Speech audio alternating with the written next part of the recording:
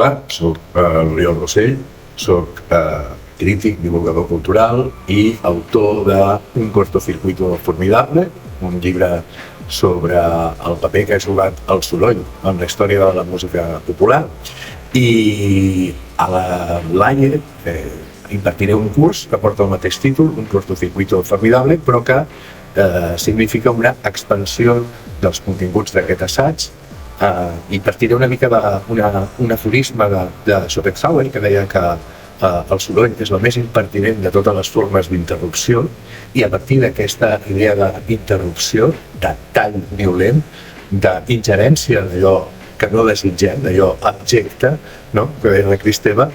tractarem en aquest curs la idea del soroll no només en l'àmbit sonor, no només en l'àmbit de la música, sinó també en la política, en el pensament queer, en la tecnologia, en les subcultures juvenils. Què ha significat, què significa el soroll, quines són les seves ressonàncies literals i metafòriques, tot plegat en un curs de 8 sessions en les quals partirem de la música, però parlarem d'antropologia, parlarem de filosofia, parlarem de pensament polític, parlarem evidentment